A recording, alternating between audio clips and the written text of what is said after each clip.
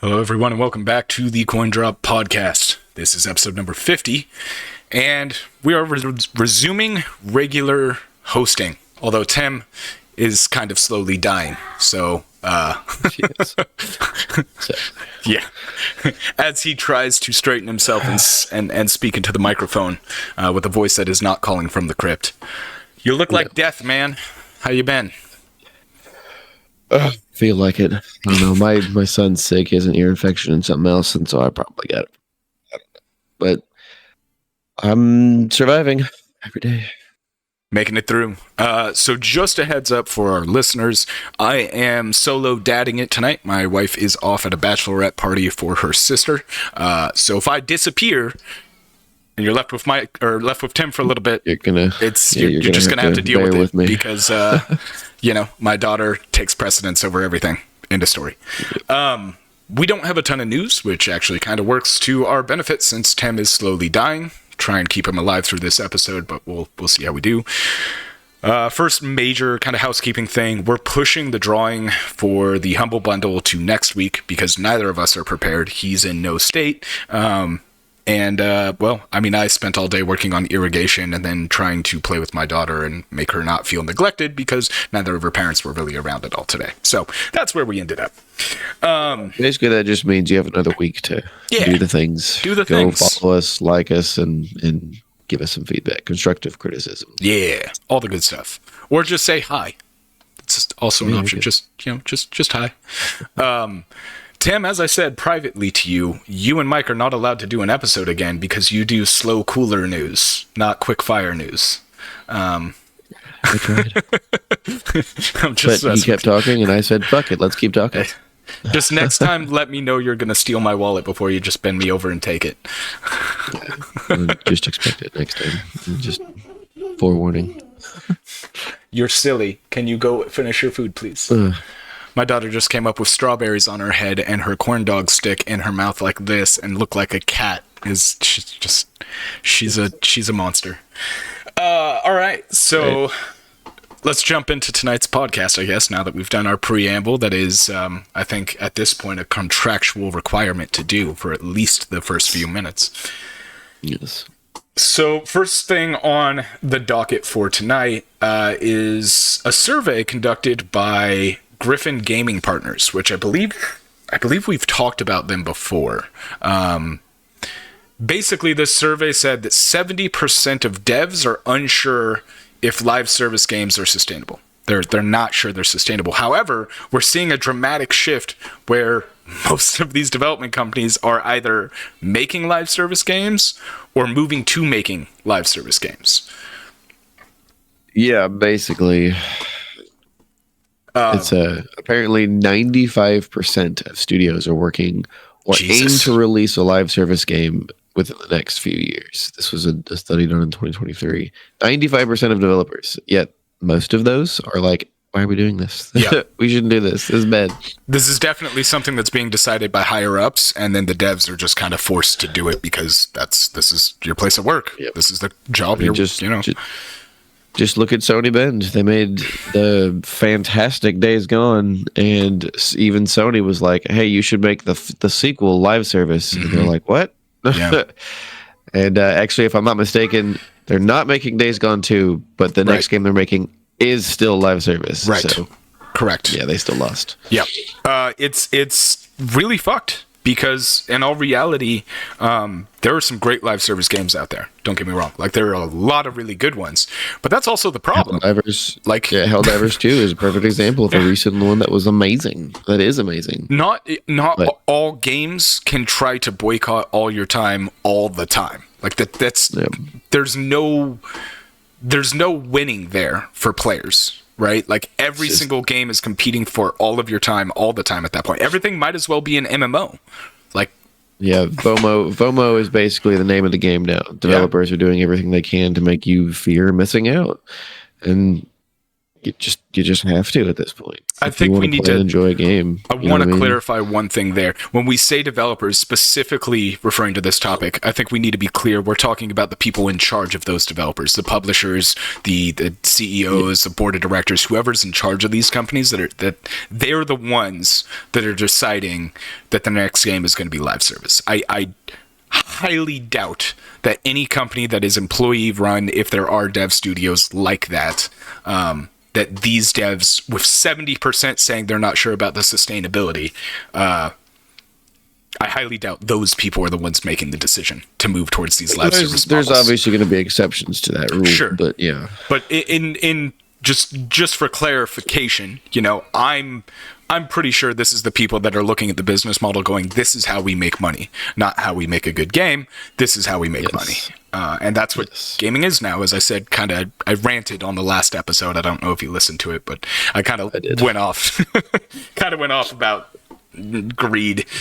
It's really just the problem with most business these days. They don't care about being successful and having enough. They care about having all of it. There is no in between. Yeah, it's late stage capitalism, and it's not just an American thing. It's not about having a large slice of pie. It's about having all of the pie, and that's just it's not sustainable at all. That's why the wife and I don't know if I've mentioned it on this podcast yet, but if you're interested, if you want to try and slow your life down, there's these places called blue zones, and they are the places where people live the longest and have the happiest lives in the world. There's like 7 of them, and we've talked about moving to one many times.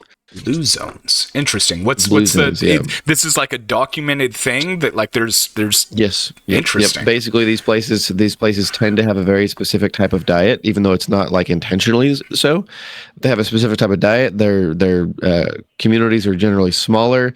They focus more on family. They focus less on having all of the pie. Like if they have businesses, they don't care about having all of it. They care about being successful and treating their customers right and just being able to survive. And they, like I said, they eat right and they care about slowing down and kind of the way society used to be, Yeah. And there's multiple areas around the world. There's like one in Italy. Yeah. There's one in Asia, and there's various other places. California has one, which is fucking makes no sense to me whatsoever. I don't get it, but I guess. But looks like Okinawa, Japan, Sardinia, Italy, Nicoya, Costa Rica, Icaria, Greece, and Loma Linda, California. Yeah, California's a weird choice. They pretty much all tend to have Mediterranean diets, which is more fish, more vegetables, less meat, less like chicken and beef and stuff. But in any case, it's a really, really interesting thing, and we're trying to figure out how to model our own life here like that, just so we don't have to be all hustle and bustle all the time. Interesting. Yeah, I mean. We're getting a little off topic here, but there is something to be said about slowing your life down. That's also why my wife and I are trying to get into homesteading. So we control more of what we're intaking, more of what the processed foods are going into our bodies, and just better connection, so to speak. But back to gaming. It's wild to me that there's this survey that I think this is relatively recent. This article was posted as of April 16th, so I imagine this survey was done relatively recently. So it was interviewed between February and March of this year. And it's mind-blowing how many studios are moving to or already have adopted the live service style. When so many of the people working on these games don't really feel like it's sustainable. I mean, I just saw an article from the CEO at Arrowhead Studios, guys who make Helldivers 2, basically saying that they have to both fix the game as they go and add content as they go to continue to stay relevant. Yeah, so that they can continue to keep player counts high, which honestly, I think they're being a little hard on themselves. That game is amazing and so many people love it, but at the same time, like you're on a content, you might as well be a YouTuber at that point, right? Like you're on a content treadmill. If you don't continue to update and change and modify your game, you're going to fade into obscurity and nobody's going to play it anymore because there's 20 other live service games out there, 40 other live service games out there vying for your attention. I would never want that job. There's very few games that have managed to stay relevant over a really long period of time. I mean, you can think of a few. There's like Team Fortress and Counter-Strike and Final Fantasy 14, World of Warcraft. And I would Like, argue there's only so many. I would argue those games have a cult following. It's not like you're at like it's like Final Fantasy 14, right? Like they do get new players for sure. I don't know what their fall off stats are for that, but it has a cult following. There are people like you. 14 I don't think has a fall off. They actually just recently surpassed 30 million players. I mean, again, I don't mean like still going up. Yeah, I don't mean like that's one game. That's one game. But I guarantee there's like, they gain 3, lose 1 kind of thing. You know what I mean? Like there's a trade off there. It's not all positive, right? But of course. Like they have a following. EverQuest still has a following. It's all private servers now, but like it still has a following. Like that, those games have established themselves and entrenched themselves. Dude, Diablo 2, like people still play original Diablo 2. But this idea that every game has to own all of your time, or it fades into obscurity, it almost feels like. I agree. Like it's definitely not sustainable, because what do you? In the long term of things, right? So like if we stretch this out over a timeline of say like 10 years, right? Let's say Helldivers 2 runs for 10 years, which is way longer than I think that game is capable of running, just because of how technology in its current is state. Yeah, but if they manage to add more stuff to it, then I can see it lasting. Yeah. But like a decade from now, dude, this is the Quest 3. This is only a couple of years into VR, and this is hands down the most amazing VR experience I've ever had. Like, you can say, like, Oculus is, or Meta, or whatever. You can say anything you want about their politics, their views, or whatever.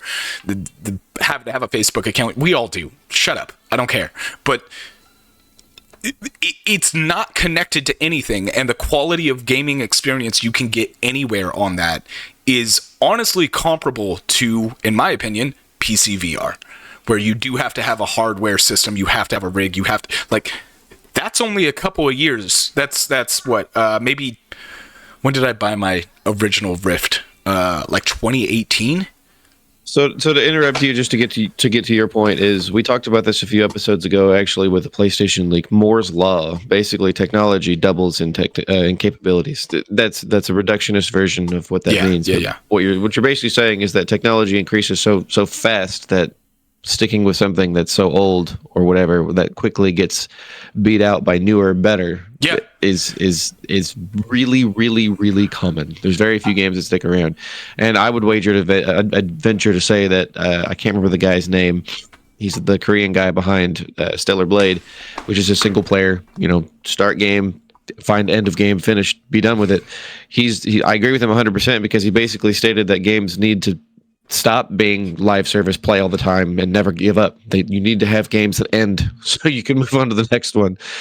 Because there's too many, like you said, that are vying for your time all the time. And I've got pretty much every game I play is like that now, or that I have played recently.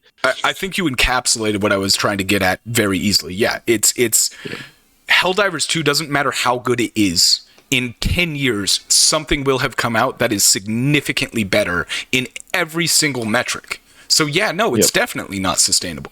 It doesn't even have to be Helldivers 3 in the future. Like, technology will get better, so our games will get better. It doesn't necessarily mean it's graphically.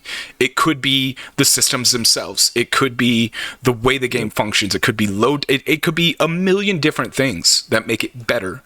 But like, Helldivers is in a unique situation in the sense that it's built on an engine that was discontinued in 2018, but the point still stands. Yeah. And it's one of those things where, like, I don't see any game at this point having a cult following that lasts decades like that. Like, minus the random one-offs. Yeah. Like I've mentioned. And honestly, I think those games moving forward are going to be those single-player narrative games. Witcher 3 is still one of the most beloved action RPGs of our lifetime so far, currently. Of our lifetime. Next to Skyrim. Yeah, like it's the trend there tells me that single player narrative stories are the better way to go. Will they make as much money as a live service game? No. And that's the problem. Is the companies just want all the fucking money. Which does go back to something we've also talked about in the past, where basically, actually, it escaped me. Keep talking, and I'll interrupt you again. Yeah, but it's amazing how far we've come in a short amount of time in VR and in technology. I remember growing up and like watching sci-fi where like people would talk into their watches, right? Now we have that. We've gone further past that, and we have freaking rings you can wear that do the same thing your watch does, that monitors your heart rate, oxygen levels. Moore's Law is changing the entire world as we sit here, and it's getting quicker and quicker at it. So, and quantum computers are a thing now too. So when that becomes doable in smaller technology, things are going to advance even faster. So it's just insane that these developers are wanting to push a title forever. Now, like in the terms of MMOs, you can argue those are live service games too, but MMOs do it differently, in my opinion. I don't know if it's true on the back end, if development time is just as chaotic and continuous on the back end. But to me, it feels paced. You have expansions that are planned, that are one a year, maybe one every 2 years, and they're huge content dumps. And yeah, there's smaller ones in there, but it doesn't feel like a game that is always like, hey, I need your attention. Hey, I need your attention. Hey, I need your attention.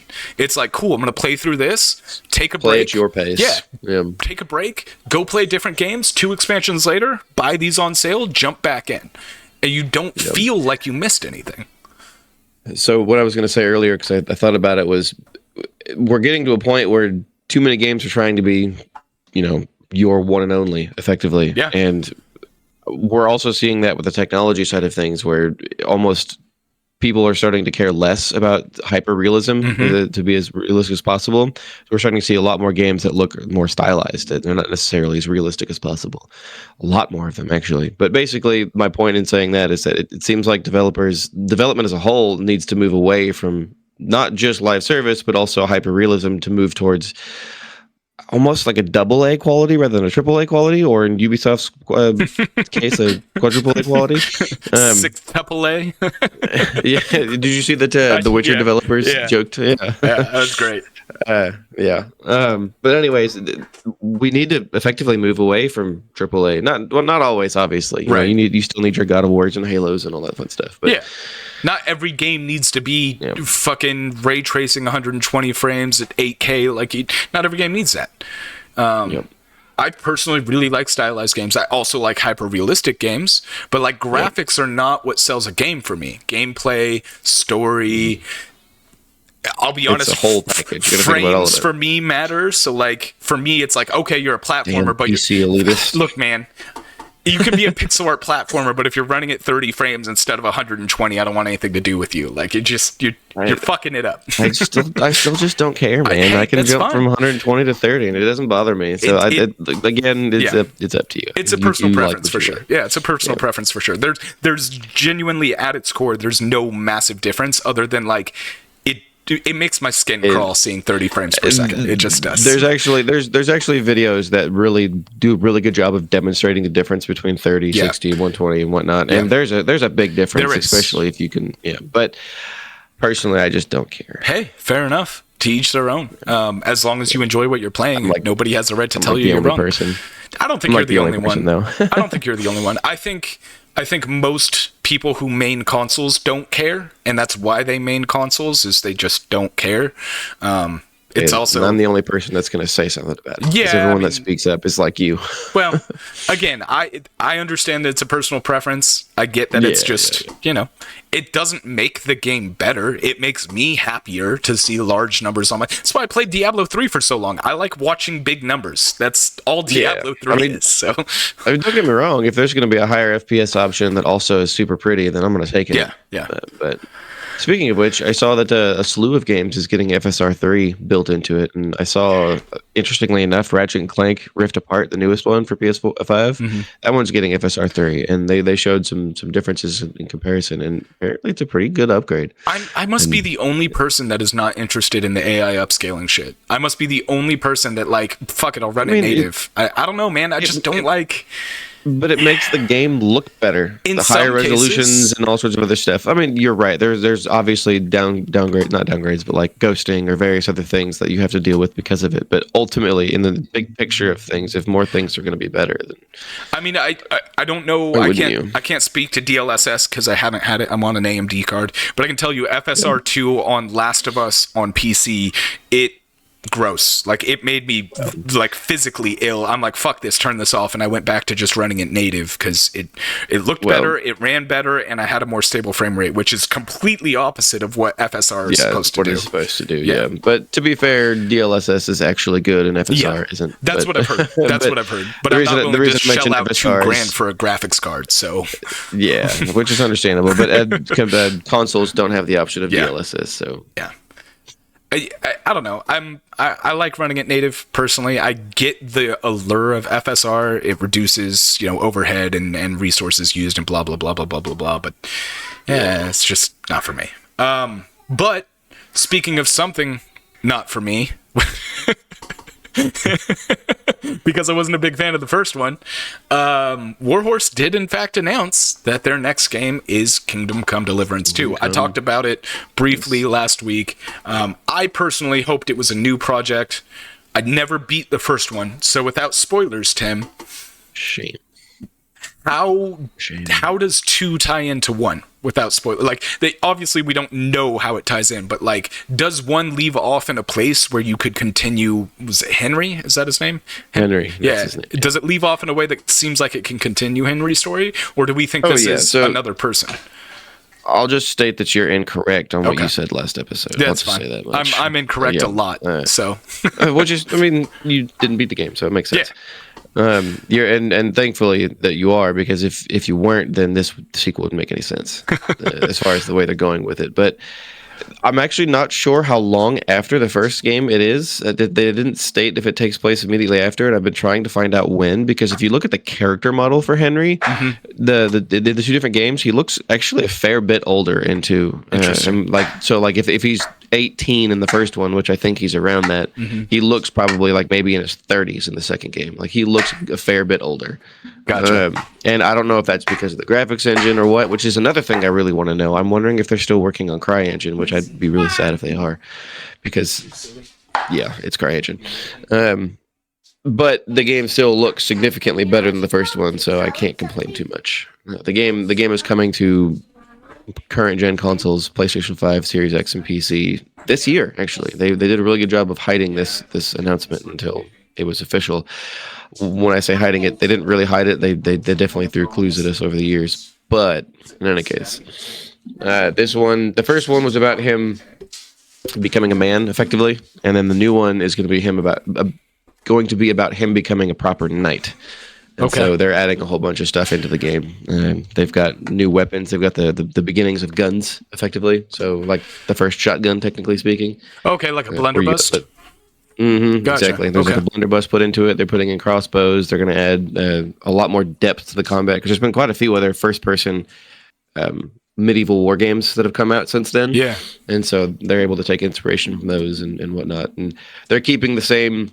They've got a historian on staff, so they're making sure it's as realistic as possible and all that other fun stuff. I am a little worried about it because there was this stupid as fuck, like absolute retarded controversy that popped up with the first game. Everyone's like, where's the diversity? I mean, we're in 1500s Bohemia. Of course, there's going to be white people. I'm sorry. That's just how it is.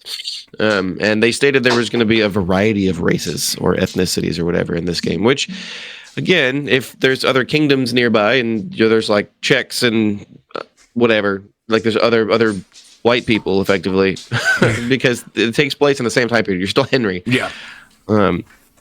I do know this time around the first game took place in an area in Bohemia, and they constantly referenced Gutenberg, which is one of the major cities of that time. Okay. And this game actually has 2 zones. There's actually 2 areas for you to roam around in, and one of them is effectively the original game, and which I don't think it's just that. I think they're going to be adding on to it and changing a few things or whatever. And then the second one is Gutenberg, which is basically just the city. So it's a big, massive area. They said Gutenberg itself is mostly a city, and it's bigger than the original game by itself. Wow.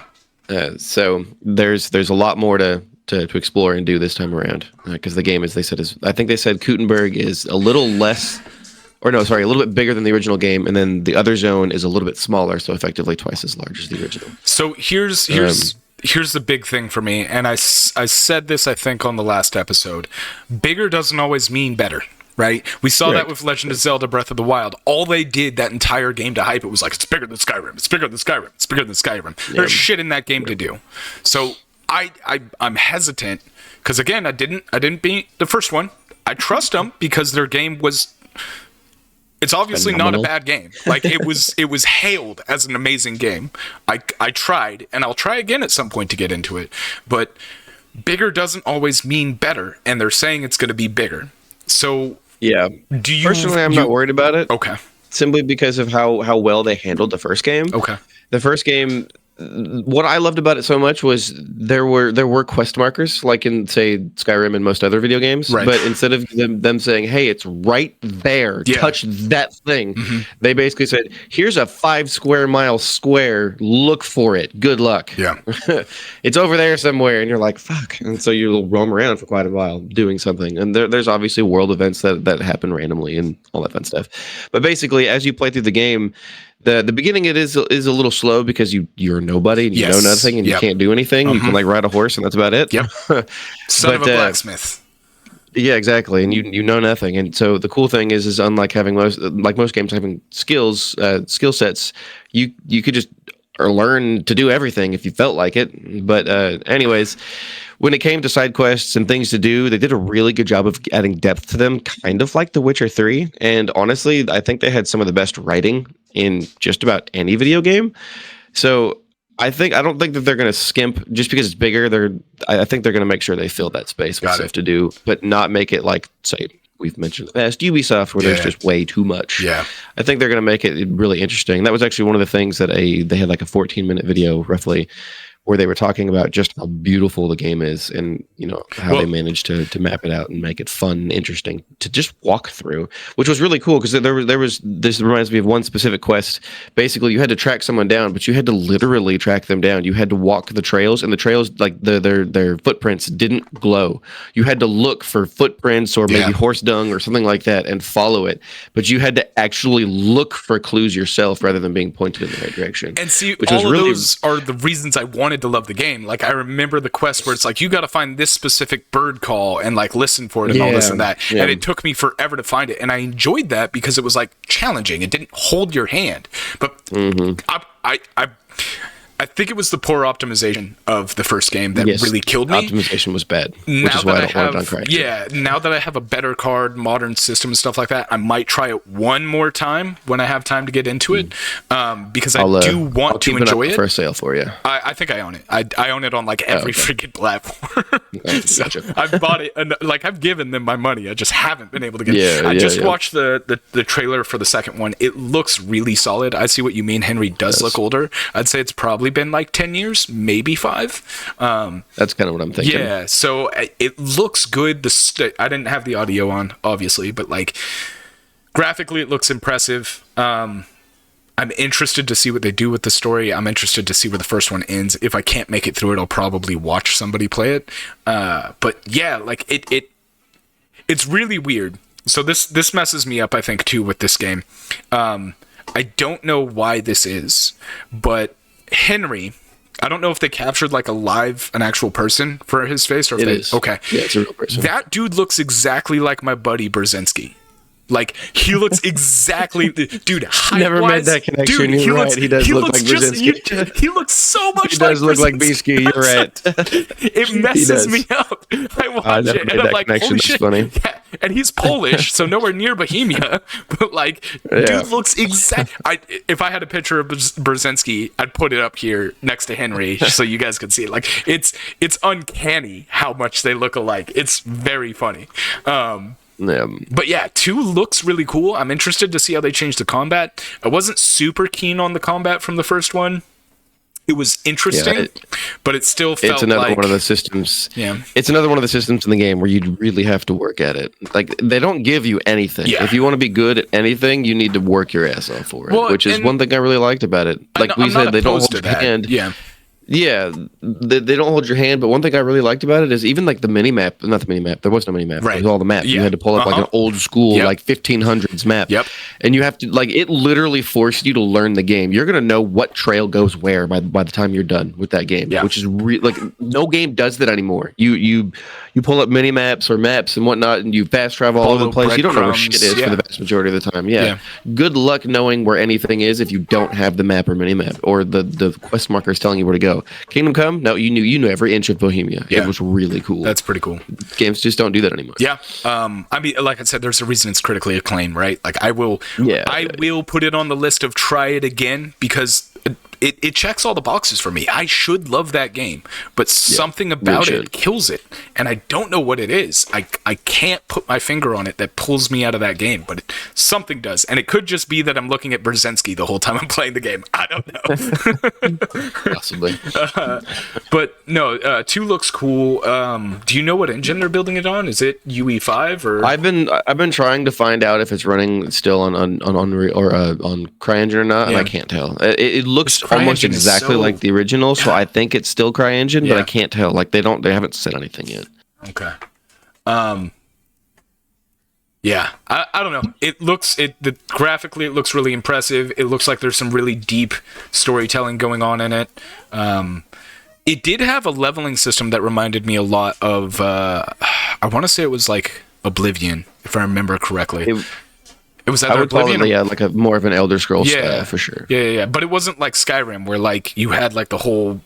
It was like you just did something long enough and you got better at it, which makes sense because that's how life works.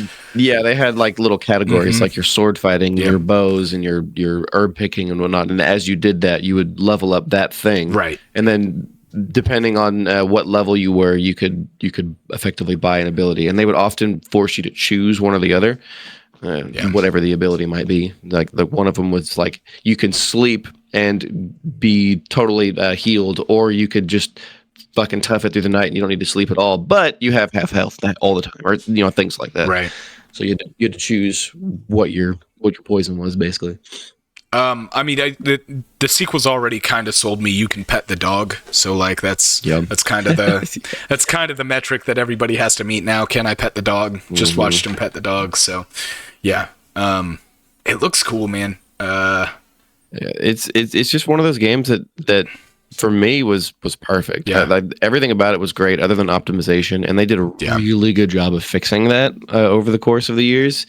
Like they continued to support the game for quite a while after launch, and they actually even eventually added a proper mod support. They gave the mod tools to the community, so the PC version has tons of things to make it a little bit easier. Yeah, they also added as you want. Yeah, shaders and some texture packs, I think. Just realized this: there is no mention of a PC launch. It's solely PS5. No, I'm pretty sure. No. They definitely announced it for Xbox as well, which I'm pretty sure they also announced it for PC. Actually, what I'm looking at now, which is a Windows Central article, it states Xbox. Okay, because this trailer that I'm watching right now literally just shows PlayStation 5. Are you on the PlayStation channel? I mean, yes, but it's the trailer, so that's I didn't. Do they really? That's why. Yeah. Wow. Yeah, they do. All right, that's dumb. Yeah, there's a lot of video games that will, when they put it on their YouTube channel, if like PlayStation or Xbox or whatever, they'll make sure they only talk about themselves. So, for anybody listening who hasn't played the first Kingdom Come on PC, I'm on Steam, about to wishlist number 2. The first one, Deliverance Royal Edition, is $8. So. And I'll give you a little bit of extra bonus because I was planning on mentioning this. If you have a PlayStation 4 or 5, you can actually buy said Royal Edition for $4. There you go. So super cheap. Definitely if you like hard games that aren't Souls-like, because I'm so fucking sick and tired of Souls-like. Check it out. Check it out for sure. Yeah, it's got a phenomenal gameplay system. The writing is some of the best in the industry, and it's as historically accurate as can be while also still being fun. And it's totally worth your time if you like open world. Yeah, I need to try it again. I need to get some shaders on it, make the lighting look a little bit better. Because CryEngine looks great, but like again, optimization was not great on that. So I'm hoping maybe on my new rig it'll be better and I can play it and enjoy it. But that's pretty fucking cool. Like I'm simultaneously happy and sad that they're sticking with Kingdom Come Deliverance. I I feel like they could have just done Kingdom Come 2 and then had a different like sub name, but you know, I don't know how important the title is to the game. So, you know, yeah, like it's that whole what is it with Metal Gear Solid? Metal Gear Solid V, right? Like everybody says that it's V, it's not actually 5 for whatever reason or something like that. Or was that Battlefield? I don't know. There was like a reason for those games to be like it's this, and it's like oh all right, sure. But that's pretty much Kingdom Come. If you haven't watched the trailer for it, check it out. I will put it in the description for the people listening on the audio version. But we've got one more topic for you guys tonight before we wrap, and that's some speculation, really. That's all it boils down to, because it's way too early to say anything for sure. Sony has said that the next PlayStation 6, will be the most powerful... What? Go ahead. Oh, sorry. Never mind. Okay. I was interrupting you. I thought that you were going to say some wrong information. Keep going. No, I was just going to say what the article said, and then we'll clarify. Sony said that the next PlayStation 6, is going to be the strongest or most powerful console of the generation. Yeah. Shocker. Of course they are. Shocker. Like that's like the numerous articles we saw going through the news that say my next game is going to be the best work ever. Well, it fucking should be. Otherwise, what's the point? Why buy something if it's not the best thing that you can offer? But they did launch some interesting news that we can kind of speculate here on. Tim, why don't you tell us about that? Yeah, so it came out via, I believe it was, I can't remember if it's NeoGAF or one of those other websites, but basically someone leaked, which this person's been accurate with leaks in the past, so it's worth noting, even if it turns out to be false, but they're usually not wrong. Anyways, the rumor has it that PlayStation 6, while it's also going to have be the most powerful console ever, there's going to be a companion, not unlike the PlayStation Portal, but instead of it being a streaming device, it's going to be a native device. So something more akin to, say, the Steam Deck. There's going to be a handheld version of the PlayStation 6. Obviously, it goes without saying that it's not going to be as powerful as the PlayStation 6 goes. But it makes you wonder what type of concessions there's going to be. But obviously, you buy your console. Doesn't matter if you have the handheld and the home console. You buy the game once, you can play it both places. Blah blah blah. But the real interesting thing here is apparently AMD has already signed a contract for it. Like they've already made deals to make that the thing. And if I'm not mistaken, there was actually or both. The PlayStation 6. Okay. So which would be the both. Yeah, exactly. And there was actually even rumors that Microsoft was going to do the same thing. And given that in Japan the vast majority of people are handheld gamers as it is, this doesn't surprise me, not in the slightest. Especially when you look at the vast push to put out something like a Steam Deck. There's every company that makes hardware is doing this now. Yeah. So a lot of them suck ass. A lot of them are actually really good. So Sony being able to do so and giving players options to choose one or the other or both, if you so choose, which I think they're hoping for kind of more both, like me. Yeah. Like I would buy the home console first and stick with that, and then when I had more money, I buy the handheld one so I can take it on the go with me. Why wouldn't I? That would be awesome. It'd be so much easier than carrying my console in the next place. But it would be interesting to see what they would do. Like I said, is it going to be more of a, say, a PlayStation 4 or 5?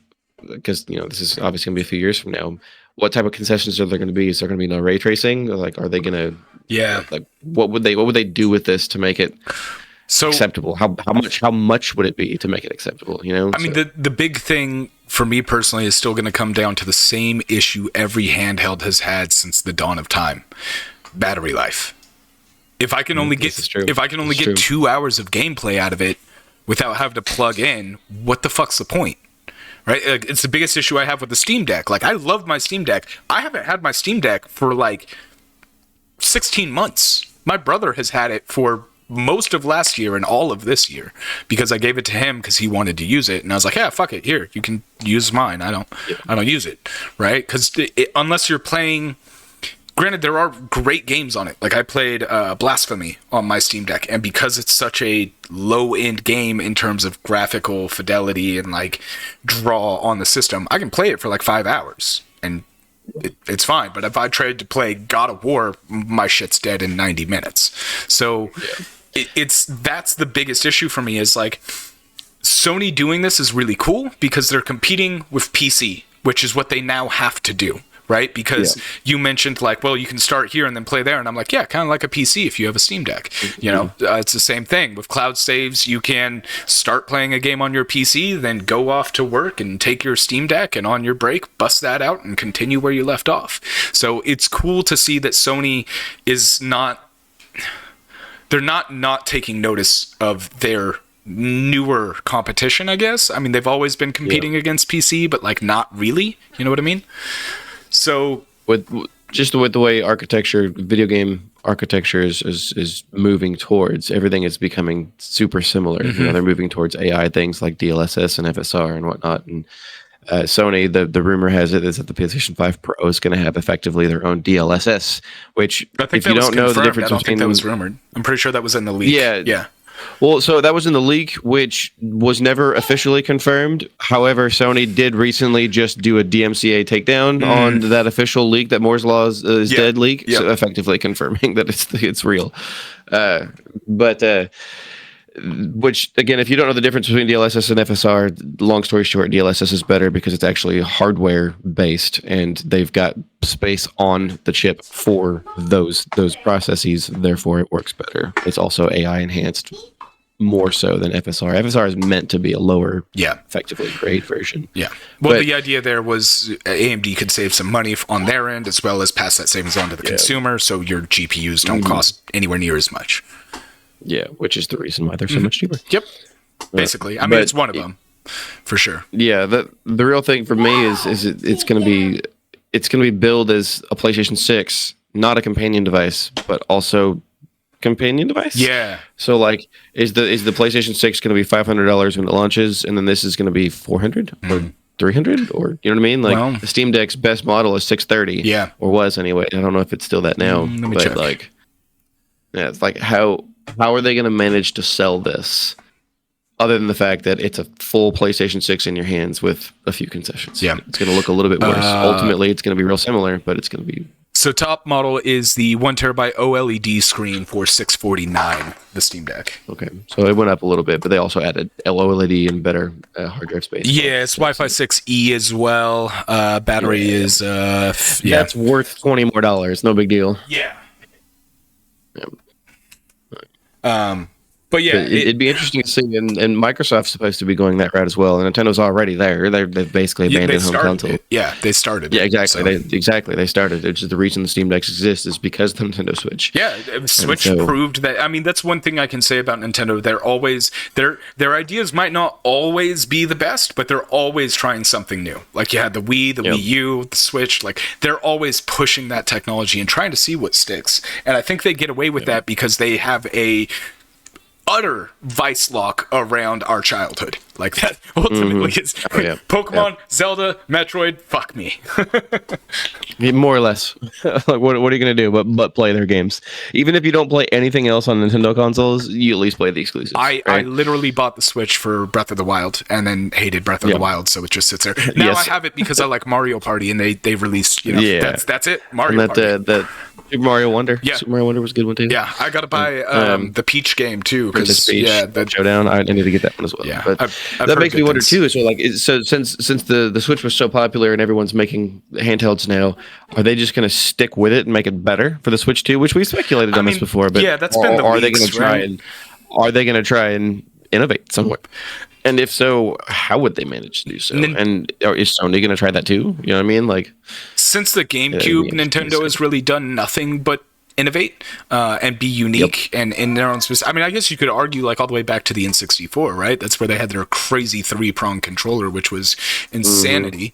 But like in recent generations from the Wii forward, they've done some pretty wild things. And you can definitely see the growth of their company in that direction. So I don't know where Nintendo goes from the Switch. To me, it just makes sense to... I mean, at this point, like, if they really wanted to grab the nostalgia, I've said this before, Nintendo Switch to the Game Boy. It just bring back the Game Boy. Just call it the Game Boy. Bring it back full circle. You'll grab all the kids right in their heartstrings. So all of the adults too. Yeah. That's what I mean. Kids at heart, right? Kids at heart. Yeah. It'll be interesting to see what they do, and that's why honestly I think Nintendo doesn't have it quite so in the bag this time around, because everyone else is also making handheld, and they have to do something to make themselves stand out. Of course, they're going to sell because of their exclusives, like we've mentioned already, but are they going to be as pop? Is it going to be as breakout success as the Switch? Because the Switch has managed to sell, like, I think there are over 100 million consoles now, and so it'll be interesting to see if they can not necessarily keep that momentum, but like stay relevant, because now we can play quite literally everything on our Steam Decks or the Asus ROG or whatever. I don't know. I'm not sure exactly what's going to happen in the future. PlayStation jumping in makes all the sense in the world, given the fact that, again, their home country, people do nothing but handhelds. Microsoft being rumored to be doing exactly the same thing, and like it just makes sense. So we'll see. I would wager a bet that the handheld PlayStation is probably going to be $200 cheaper than the home console one. I think 200 seems reasonable. Yeah, it would make sense simply because it would entice people to buy both, like me, faster rather than later. You know. I don't know what that's. But that would also require a lot more concessions to be made to the hardware, and you want it to be close rather than like a massive dip. Yeah. So it's I think they're going to have to rely on, and that might be why they're pushing for their own AI upscaling with their PSSR or whatever they're calling it. That's correct. Yeah. That might be the reason for this, is so that they can dial back the hardware on that handheld and push near enough to be able to run the same games without, seeing a huge dip in their quality.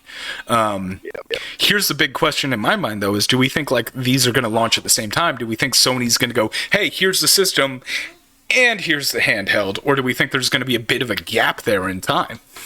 No, I think they would be smarter for them to do both at the same time, simply because at that point it'd be like, holy shit, that's different. Mm-hmm. And then they would be able to really entice people into the console generation, the new console generation, by saying, hey, you don't have to spend as much as you do on a home console as you used to. Now you can buy at a much cheaper price. If it's a standalone device, yeah.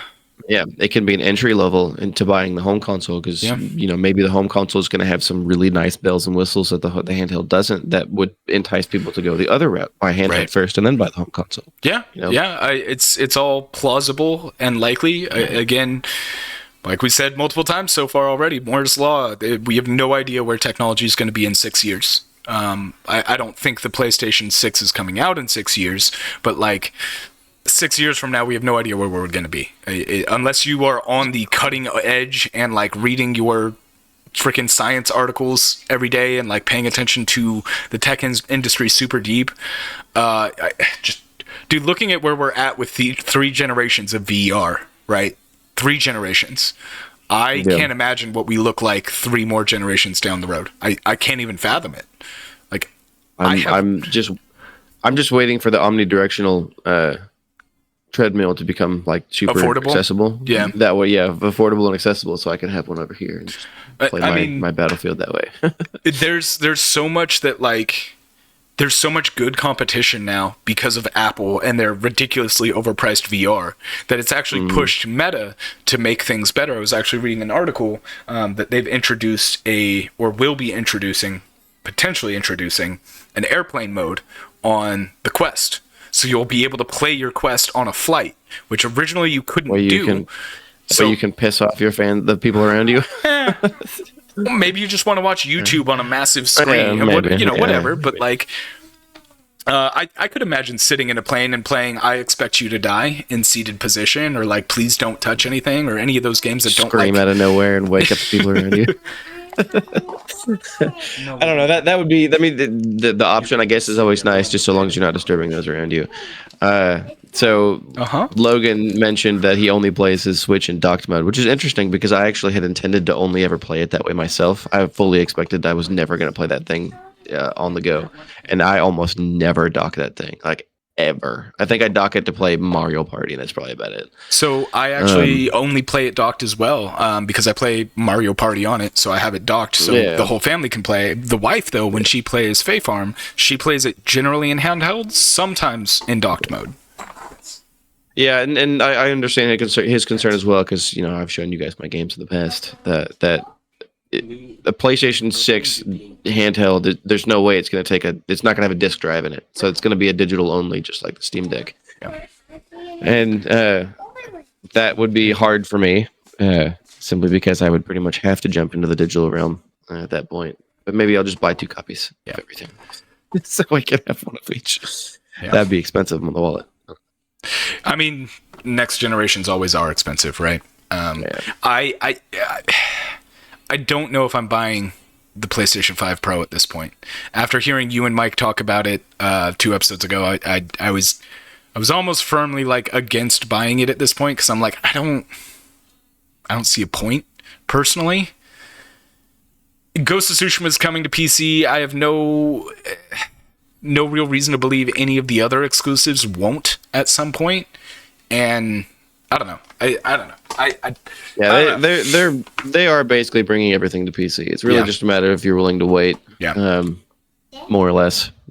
If you want to play your games, within the first year to 2 years or so before it comes out on PC, then get a PlayStation. But if you're willing to wait, then there's plenty of games for you to play on PC. Exactly, so. And that's where I've gotten is like, there's so much. I got to play a game from when did Kingdom Come Deliverance come out? 2017? 18? It's the game's 6 years old, man. And I'm trying to play. Actually, the funny thing about that is there was a study that was done recently, and then last year, the vast majority of gamers were playing games that were 6 years old or older. Yeah. Like, there's too many. The majority of them, yeah. We talk about it every podcast. We do a Patreon exclusive side where we talk about the games that like catch our eye that are coming out for the next calendar week, and there's too many. Like a lot of them are just indie small games, but even every day there's at least 3 or 4 games coming out. It's ridiculous. There used to be months between game releases of interest, and now it's like, you got about 5 days before like this game comes out. Oh, and then another week and that one comes out, and then in 2 more weeks after that, this one comes. Or in the case of many games, many big AAA games, they release on the same freaking day as each other, and then you're like, Dragon's Dogma, Rise of Ronin. Exactly. It definitely like I feel more like when I feel like I'm living in a world where Pokemon is real, but Pokemon are video games. Like you don't actually play them, you just buy them to have them for the chance to hopefully play them at some point. So it's very much a South Park then. You gotta buy them all. Yeah, exactly, dude. Like that's what it feels like these days. I mean, I by no means have a large Steam library, but even I have over 200 games. How many of them I actually played? Maybe 60. Yeah, right. Maybe 60. Yeah, I was looking at my PlayStation 5 games, and I've got a good number. I probably got like 30 of them or so, and I'm like, I've beaten one of those. Yeah. One. Yeah. That just goes to show you how little time I have, unfortunately. I hate to, but yeah, whatever. That's the life I live right now. Yeah. Well, I think that's going to wrap it up for us tonight. Tim, do you have any final thoughts before we head over to our Patreon side? Appreciate you dealing with my sickness, but also don't forget to tell your mom I said hi. Those were his last words. Make sure you engrave them on his tombstone. Thanks for listening, everybody. We'll see you next week. Have a great night, and don't forget to come by the Discord or follow us on somewhere. Just hang out. Get a free month. Talk. Get a free month of Humble Bundle. Yep. Yeah. All right. Have a great night.